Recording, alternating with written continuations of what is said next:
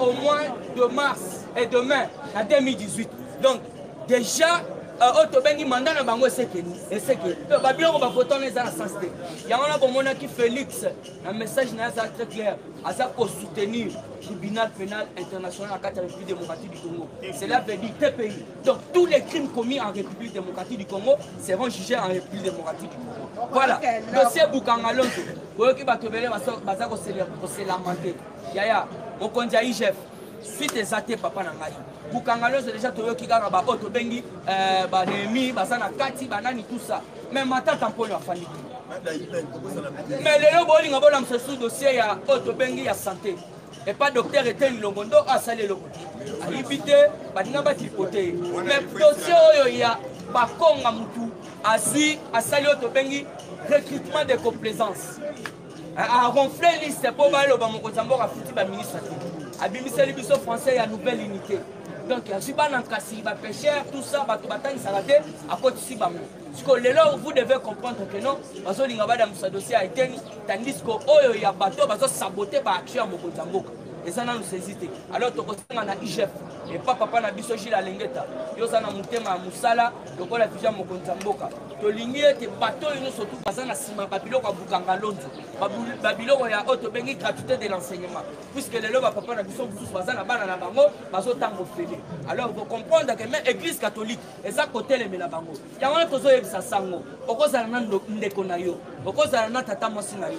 Bango yo surtout bazana même possibilité mais fati a félicité bao bazana possibilité te batani sofélé. Batani sabana ofélé. Si vous comprenez que basangne bazotelemela la gratuité de l'enseignement. Alors tout ça c'est la IGF a enquêté Otobengi Willy Bakonga na batwana yo surtout ya Boukangalonto. Alors pendant que négocier Hippolyte Kanambe était fâché contre Janine Mabunda na Otobengi Tambwe Mwamba. Tambwe Mwamba tu ça qui bino lobby. Déjà 48 pétitions 50 merci papa Richard. 50 déjà, tout ça déjà au-delà. Alors vous devez comprendre que non, tout ça kolinga bangote. Qu'est-ce qui se passe? Kabila lingi tous ressentir et longia mabunda te na Tambwe Mwamba. Babanda on est ensemble na table moko mais pour le moment on est à soutenir. Alors qu'on comprend que Tambwe Mwamba pena Janine Mabunda bazui kanda na bango babokeli yango Nehemi na Otobengi Shadan. Balobi biso to banda kanisa ete Babiloko bango babanda kopena biso puisque il nous appelait matin midi soir après c'est biso ba instruction ba directive.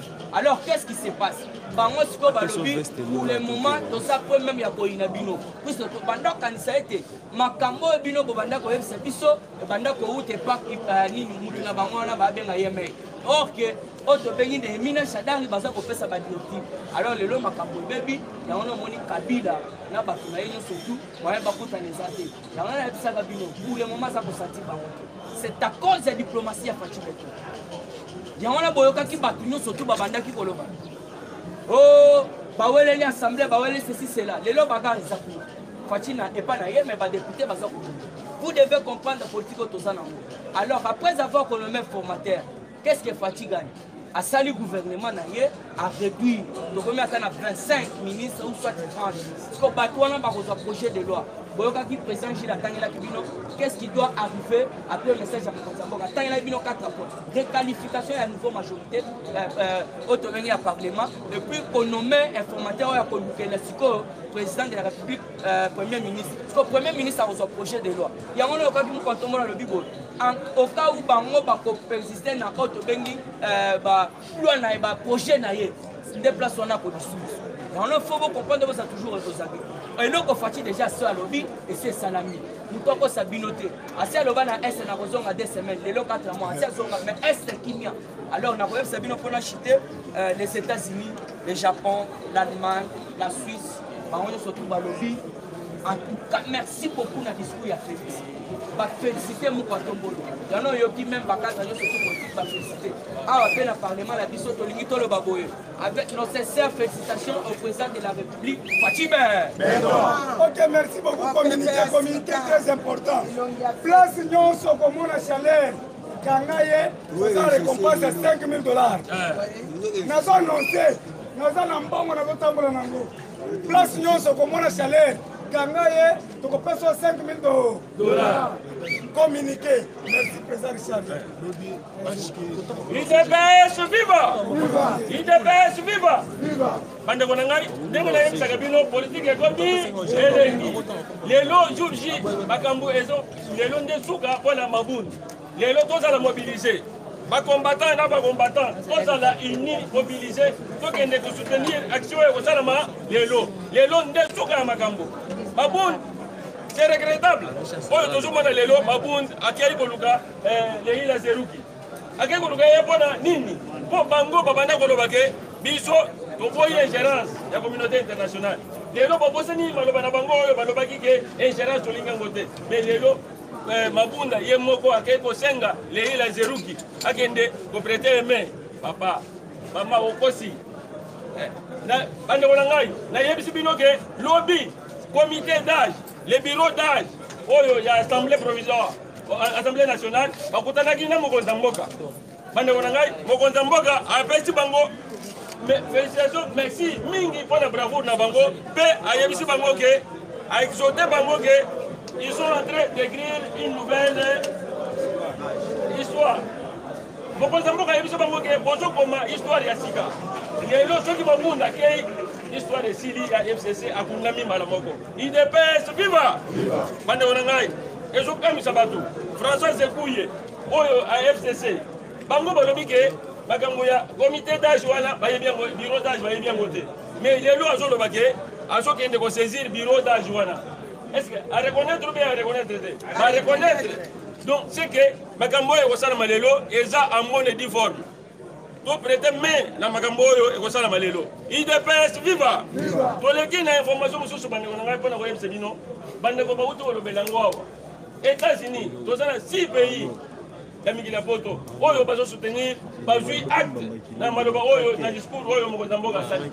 Tozana États-Unis, Japon, Grande-Bretagne, Canada, Suisse et Corée du Sud. Bango bazui acte ya divorce oyo salami entre FCC na cash.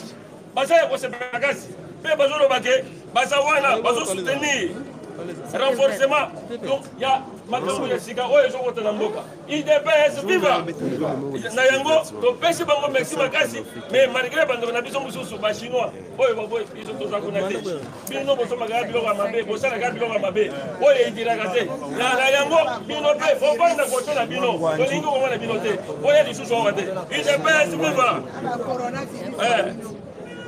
bande wana ngai botala décret oyo makambo ezolinga na mboka mokonzi mboka vi agenda na ye il fallait qu'il voyager akende Afrique du Sud mais alobi ke namoni soki nakei bakolobaki ya kimi abandi awa situation nyonso eza na maboko bande wana ngai nous allons makambo nyonso ekosimba toleki mpona kolakisa bino ke baoyo balobaka baoyo barevaka ke Kabila azali Kabila azali susu te pour la énième fois report ya voyage na ye soki ezala président soki ezalaka ye nde moto ozodirige mboka oyo mpona nini ya voyage te eza question oyo tokoki kobituna to raisonno nanu terre à terre raisonno un peu terre à terre soki lelo olobi ke yo nde ozokamba mboka mpona nini ovoyage te ça fait maintenant si c'est 3-4 reports toujours donc c'est là vous dire que akokende te mpe kyungu wakumwanza nani na feke mobimba balobi ke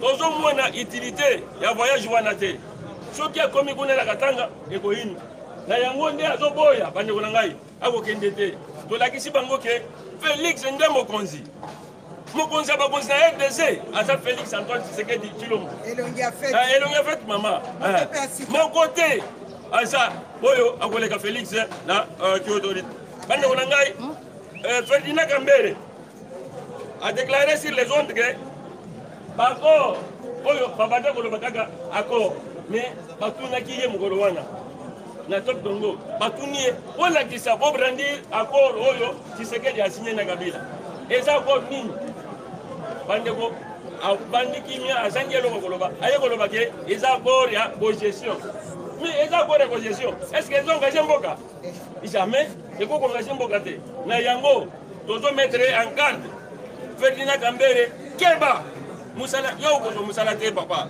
30 ans joa âge na yo obaki 30 ans o mosala pété o komikoko déclassé